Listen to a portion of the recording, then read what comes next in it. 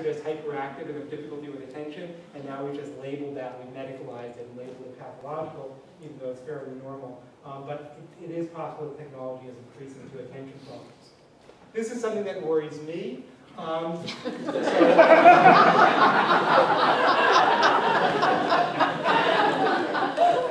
I'm bothered by the fact that my spell checker does not underline the word edutainment, which is to say that's been entered into the lexicon, and the idea that technology has made learners so exposed to these exciting media that their classroom experiences are starting to be dull is potentially a big problem. Cathy's "you can do it" message is maybe we just need to adjust the classroom, and I think she's basically right. But I think there's a question of how far we want to go. And if we turn the classrooms just into circuses, there's always a risk that we'll dilute the quality of education. As a film enthusiast, I'm also bothered by this. I once remember teaching an undergraduate class, and the student asked to recommend a movie. It was an ethics class, so I recommended In Cold Blood because I thought it had interesting moral significance. And he came to me the next day, the next class, said I immediately went to the library and took out this video and sat down to watch it, but I could only watch a few minutes.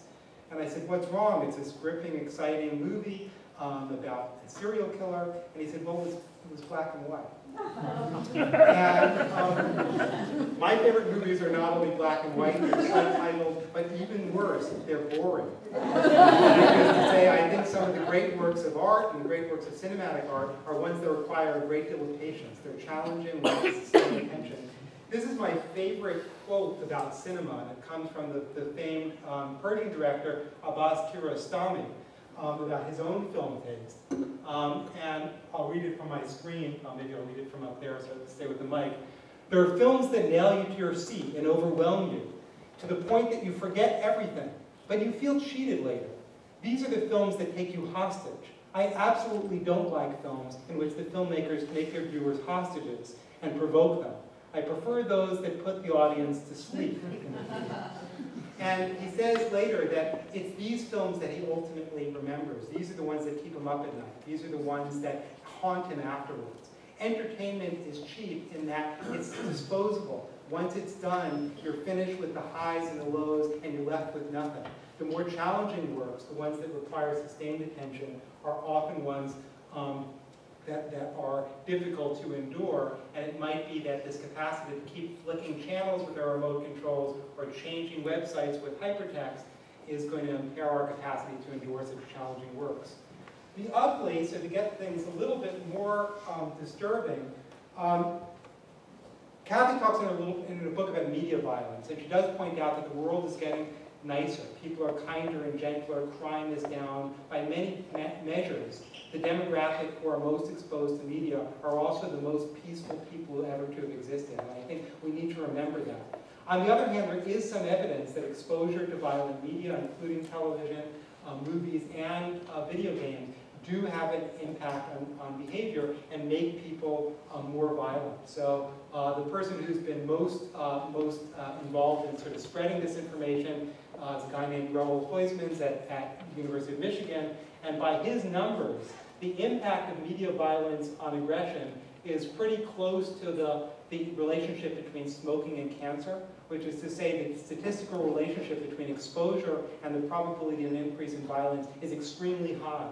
And all these other public health risks, if you read the list, they include things like secondhand smoke, or calcium intake related to bone mass, homework and academic achievement. The effect size of homework on doing better in school is number H down there. The effect of watching violent media and behaving aggressively is B.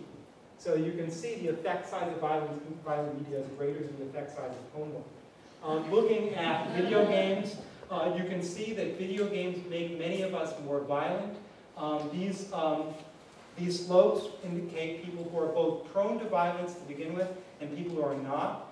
And you can see for males who are not prone to violence to begin with, playing violent video games doesn't have much of an effect. For women who are not prone to violence, it has a little effect.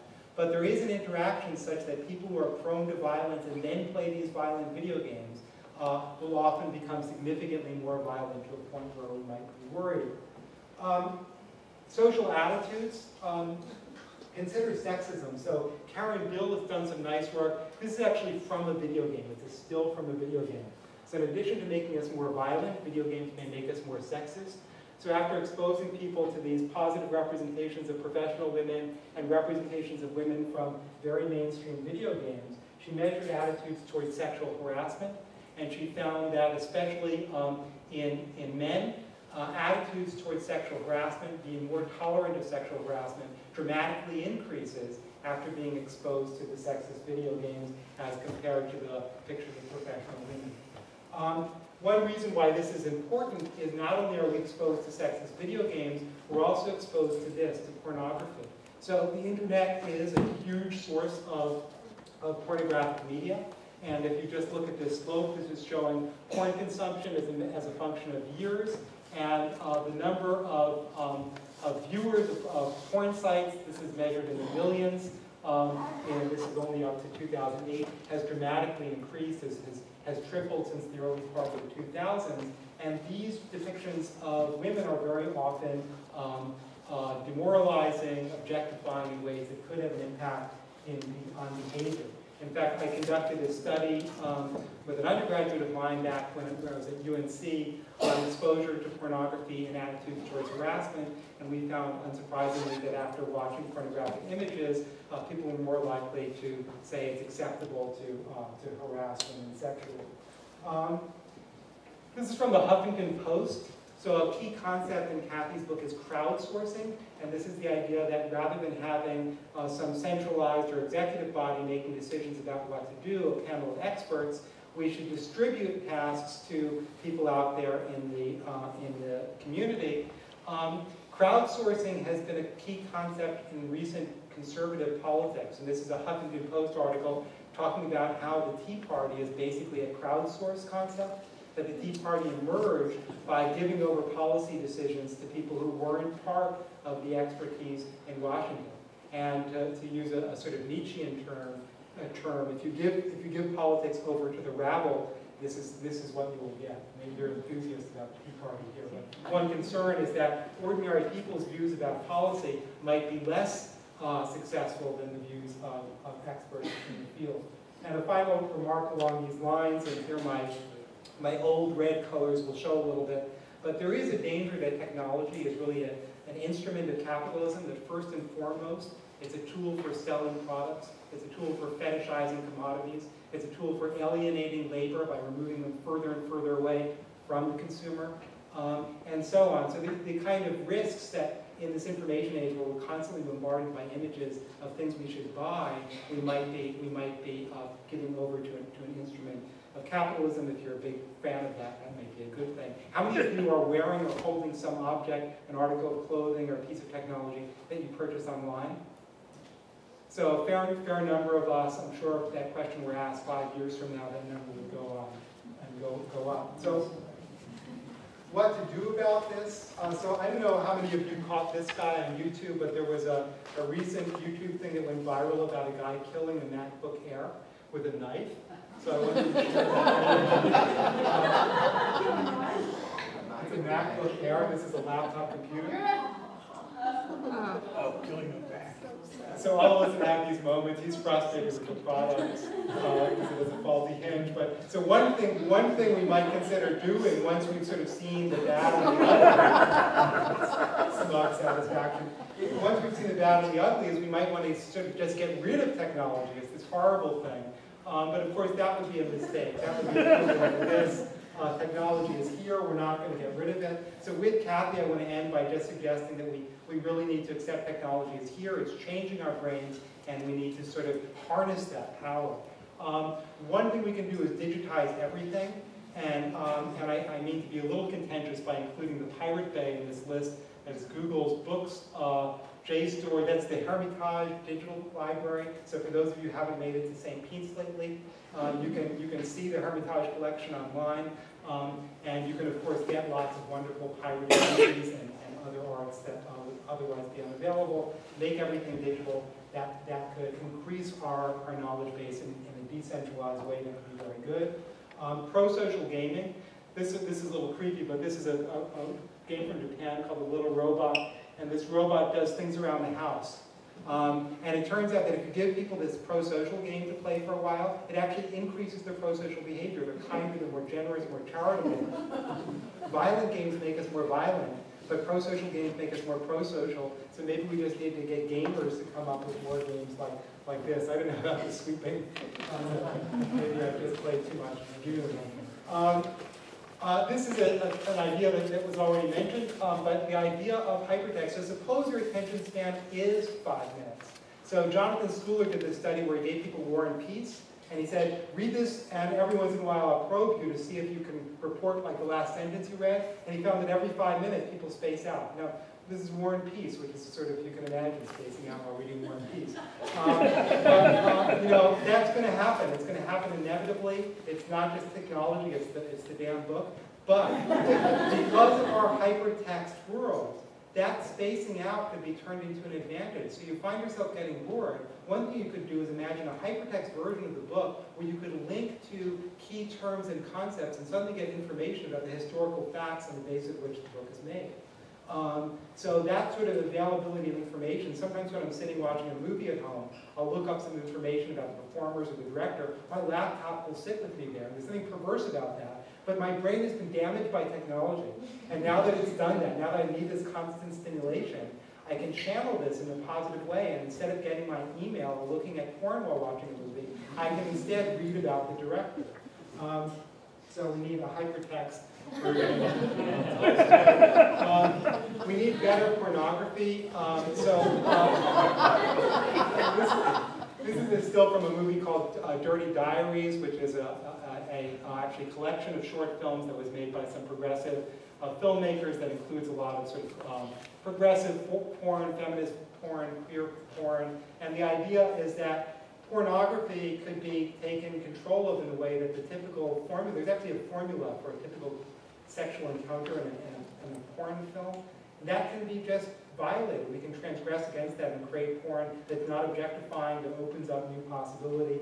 I've always been a kind of anti-porn feminist, but I'm not so naive as to believe we're just going to get rid of pornography. So I think what anti-porn feminists should do is become pornographers. We can have better democracy. So is anyone Swiss in the room? So Switzerland and a few other countries have developed these websites where you can go and fill out a questionnaire about your policy preferences, and then it tells you who to vote for. And it's quite amazing because we all have this problem that we always vote for the taller candidate, or we're really politically naive, we don't know what these candidates have done. But if you actually let this computer interface tell you who to vote for, you'll get a candidate who's perfectly tailored to your political profile. I did this on the Swiss site this morning, and I found that I was advised to vote for a member of the atheist party. There weren't any questions about God. I'm quite serious about this. There were no questions about religion, zero, on the questionnaire. But the policies that are reflected by this atheist party happen to coincide with mine. Things about free trade and stuff like that I would never have associated. I never would have looked at this crazy party. But their policy preferences align with mine, so now I know who to vote for if I move to Switzerland. Another piece of advice, I'm almost done, is take a day off. So this is my Luddite moment. But what I will say is that it would be good if we designated one day of the week to be a non-technology day, where you actually interacted with real human beings and read real books and watched real boring movies. So I want to advise that. How many of you have ever taken a day off from technology in the last year? Oh, that's really impressive. How many of you do this regularly? Do any of you have a day of the week that's your Freedom from Technology Day? Pretty good to know. So, and so that's something, that's a model we should all emulate. I don't think I could ever do this, but it's because I still have the addiction. My final piece of advice is really to read Cathy's book, because it is a book that makes us naysayers and pessimists look at technology in a new way, and it is just filled with examples of positive encounters in the classroom, in the workplace, and in ordinary life where technology could be used for improvement. We saw some taste of that in the presentation today. The book gives us much, much more. So I thank you for very much.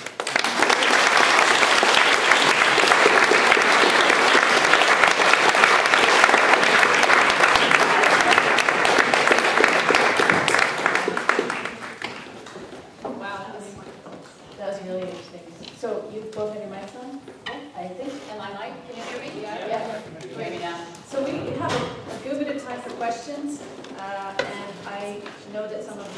want to jump in. So we've got about 20 minutes before we wrap this up and go upstairs and have a drink. So who would like to start us off?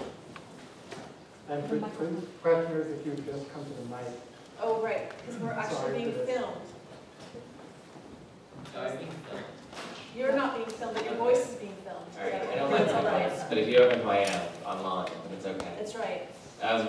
When Christina was here a number of years ago, someone asked a question about sort of suggesting that there would be no more need for psychology now that we have really good neuroscience and chemistry. And Christina was like, "Oh, that's so silly, you Americans. You think that everything is chemical and everything is addictive and everything is from the outside."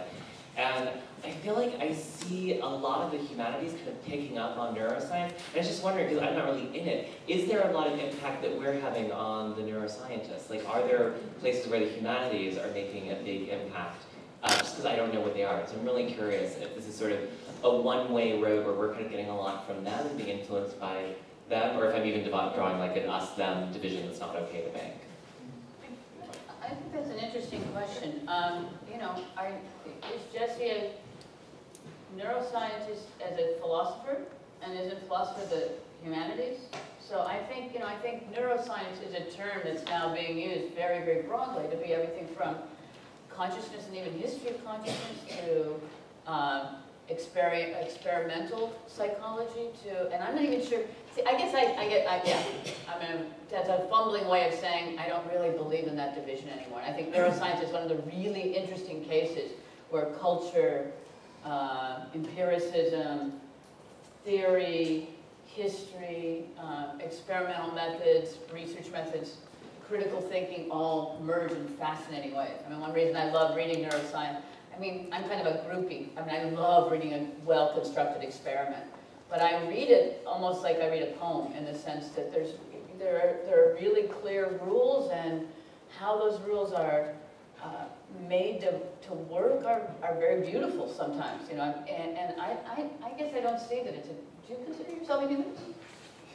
Or, I get rid of two cultures. But I do, I mean, there are lots of concrete examples of places where the cognitive sciences have been informed by things in the humanities. If you look at categorization research, which is an area I came out of, the two major theories of categorization were borrowed, maybe with some misappropriation, from Ludwig Wittgenstein, a philosopher, and Saul Kripke, a philosopher here at the Graduate Center.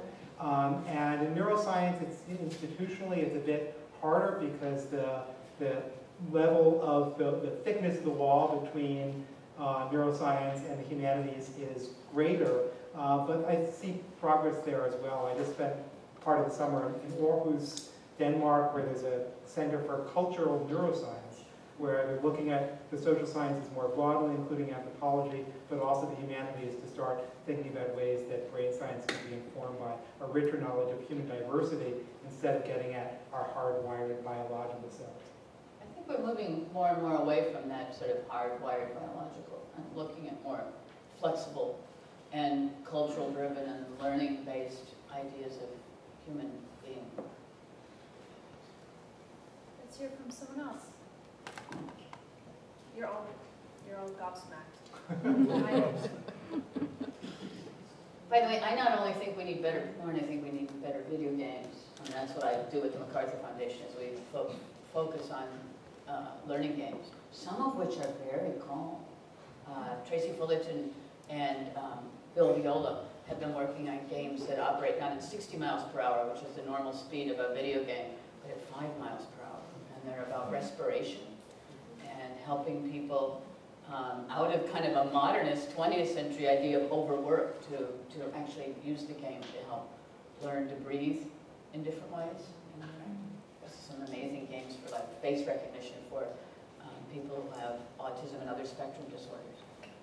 Hi, I'm a big fan of Friedrich Kittler, so but I want him to write about like later stuff. So I was wondering, maybe both of you would know, are there more recent kind of thinking about the structures of technology? Because technology there were clear examples that both of you gave, but kind of more specific debates about this kind of technology being kind of more ethical or progressive or lending itself to more participation versus others being more, you know, we can think of McLuhan as another example, like hot and cool media. And I'm interested in kind of the structural questions and if you have any, if you're influenced by anyone or if that's something you brought up at all in your book. Well, I mean, I would just say, first of all, and you used a phrase, and I think I'm not going to be able to capture it, but something like, something about technology and participatory. I don't think technologies in and of themselves do stuff.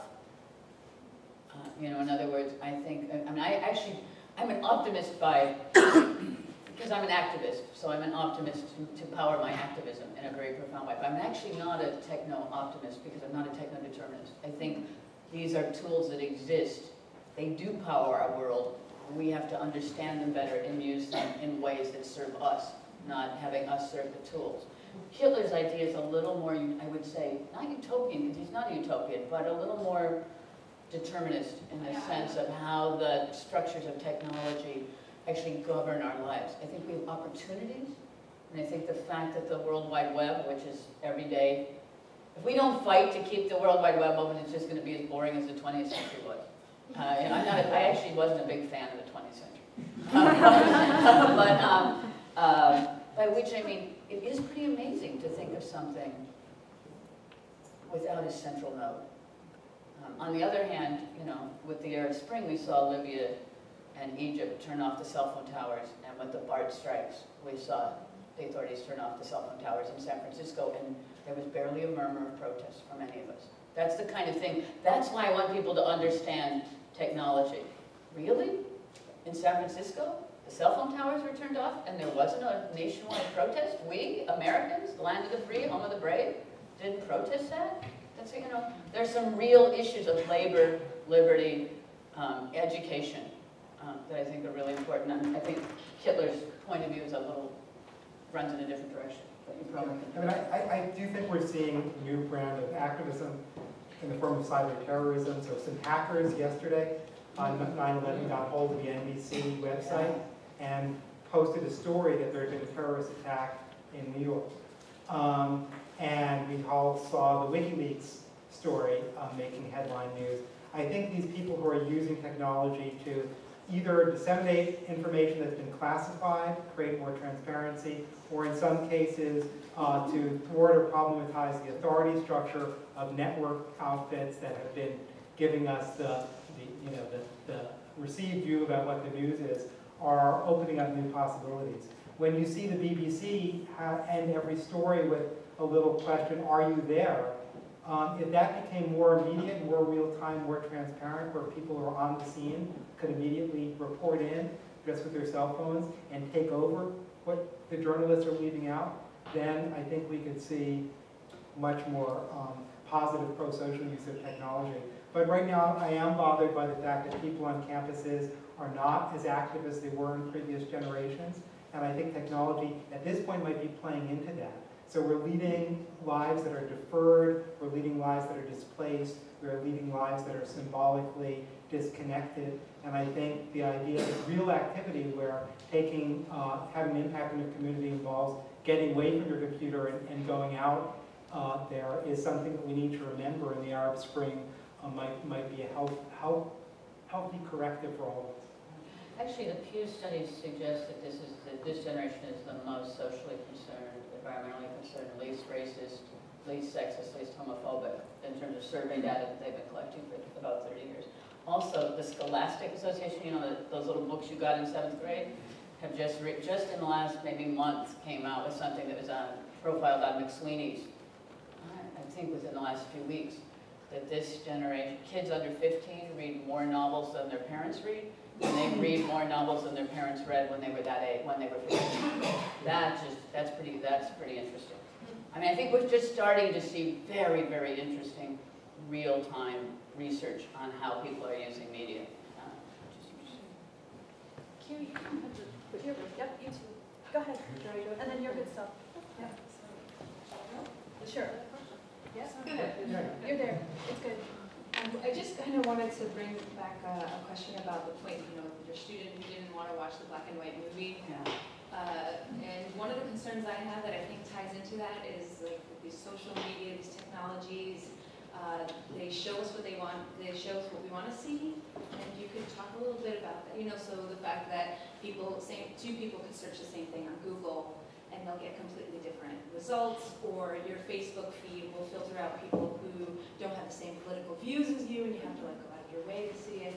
And what do you think about I wish I had to go out of my way. Oh, I wish. I feel like it's so much in my face, you know, the views I disagree with. I'm more controlled about the hierarchical control of media and the change of FCC laws from the late 1980s and 90s that allowed one person to own all the media in a town, or the monopolization of the Financial Times, not the Financial Times, the Wall Street Journal, you know, et cetera, by one person whose political views might also be influencing how financing goes to political candidates, not only in England, but here as well. I mean, that to me is a bigger and scarier thing than the diversity of opinion that you might be able to find on the internet. Yeah, I mean, it goes both ways. I think the fact that you can go out for what you want is incredibly empowering, because you suddenly have access to all of these things that you didn't get. When I was growing up, you know, in New York, we had 13 channels of television. They weren't actually all broadcasting, and certainly not 24 hours a day, but that was the number your TV went up to. Then they introduced the letters, and we had cable and public access. But you know, now it's unbounded, and so you can just find all of this stuff, and it's tailor-made to your interest, and you can keep refining your interest, because pretty much every time you log into YouTube or a blog, you're seeing other viewers, other fans writing in saying what they like, and hey, have you seen this other thing? Have you heard this other song? And that's really a source of great expansion. Our interests that are specialized get more and more expert because the specializations are shared by others. But how do you insert new knowledge by bringing in things that we might not have been exposed to otherwise? I think some of the very same technologies that are deepening expertise work to do that. So if you use something like Pandora or one of these other Spotify programs that give you music based on your tastes, they'll suddenly throw in something that's a little bit of a curveball. And I don't know if that's in the engineering, but that happens. And when it happens, it's often a moment of enlightenment. So I think what we need is a bit more of that, a few more curveballs. Yeah, one of the things I talk about in the book are people who are pushing the kind of Dadaist view of reality, and who are using surprise, like, I'm forgetting the name of it, Easter eggs? Is it Easter eggs?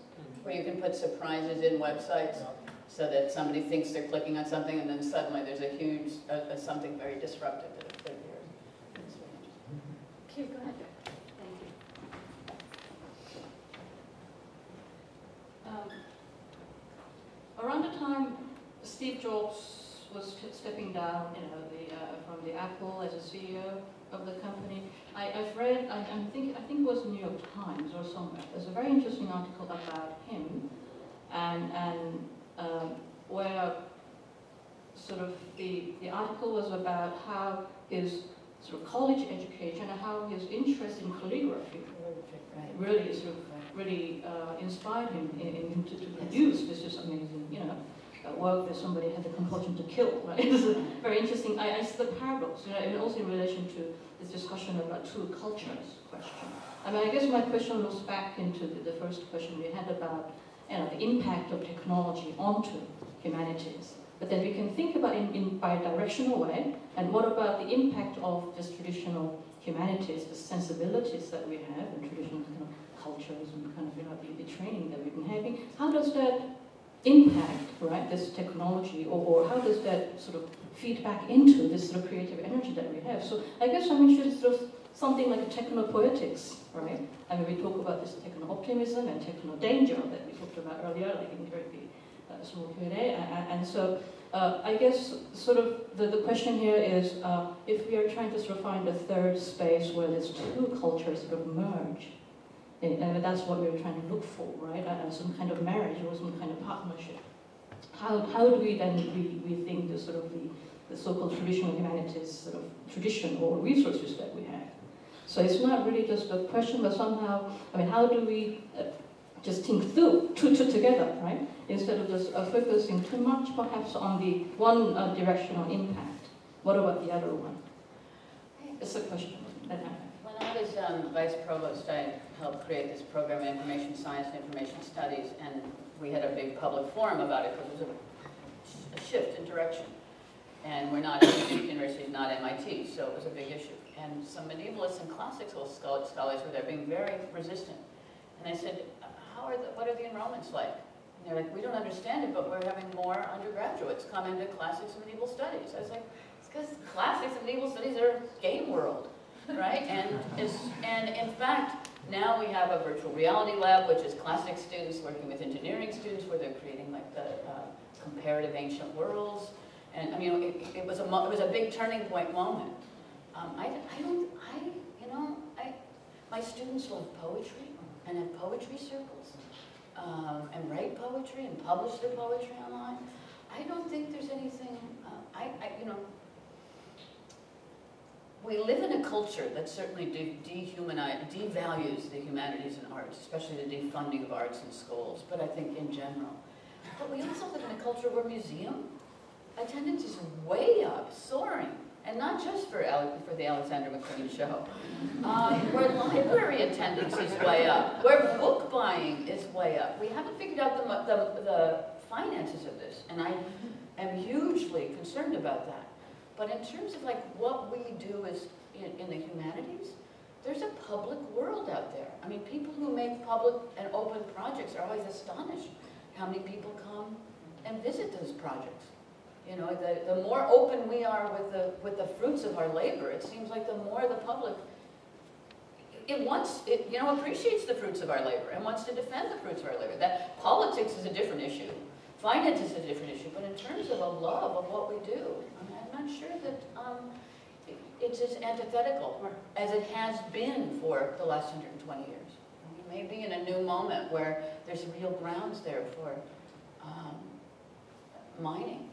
A different version of the humanities and the arts and technology. I'm very optimistic about that too. I do think the arts are really benefiting from technology and contributing to it. Just to sound off my cynical line again, I do think that the way we get jaded by this kind of excitement of technology is also trickling down into artistic production and practice in ways that could be negative. So you look at who's a big auteur filmmaker now, and it's going to be someone like David Lynch, or who's a super hot author, and it'll be David Foster Wallace, or what's been going on in art these days. Think about Saatchi's collections. All of this stuff is sensational. All of it is hyper sexy, hyper violent, bizarre. I love that stuff. I'm a consumer of a lot of those things, but I do think that there's a sense in which the way attention is being affected by technology is leading us to demand of our arts something that's a bit edgier, more exciting, more fun, more transgressive than in the past. Those are all great things for the arts, but not if it's the only way to pay your rent by creating cultural products. I have to take Cher's privilege here and just jump in that Foster Wallace's book is 1,200 pages long, a couple hundred pages of footnotes, and I'm trying to read it right now, so I think that there's an attention issue that Interviews with Hideous Men. Oh, That's the internet version of Infinite right. Jest. That Infinite And Jest. there's so many brilliant artists out there who are doing very quiet, profound, beautiful work that is also technological. I mean, I happen to love Hiroshi Sugimoto, who's, a fine photographer of stillness in all of its forms. His shows always, I think it's more complicated than that. The art world is a lot more complicated. Symphony and art, that's a real problem. That is a problem. But symphonies were invented in the 19th century. Maybe it's time to go back to chamber music. Amanda, this is a digital humanities graduate student. Look, this question might actually take us in a different direction, but return to your earlier focus about standardization, tests, and assessment.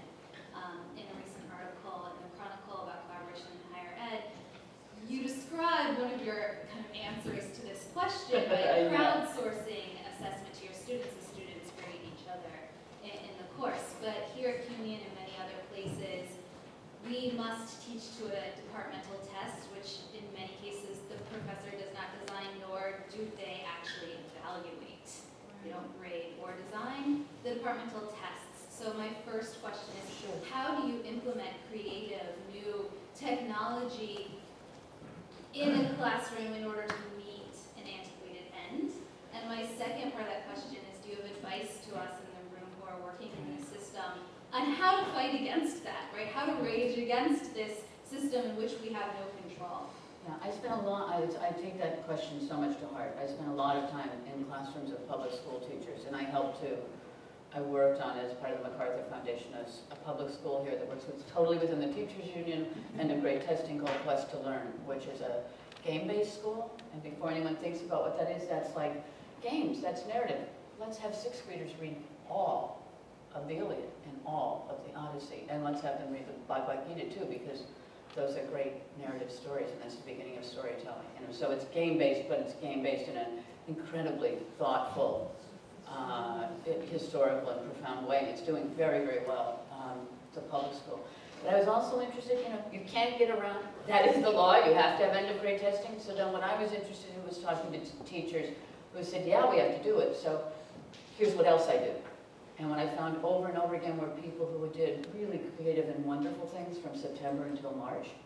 And then who said basically to their students, we would love to keep doing what we're doing from March until May, but life sometimes makes, sometimes you gotta have a job when you grow up and you don't always want to do what you have to do, and sometimes you have to do stuff you don't want to do. So we're going to help you come up with strategies that will not only pass those end of grade tests, because you have to, but that will give you strategies for in the future in your life, how you can have 3/4 of your year be exciting and fruitful, even if you have to do 1/4 that you just don't have any choice in. And I actually found teachers who, even with first graders, without even being cynical about it, were helping students have strategies for how you make a boring, ineffective end of grade test a problem that you solve, because life doesn't just throw you creative situations.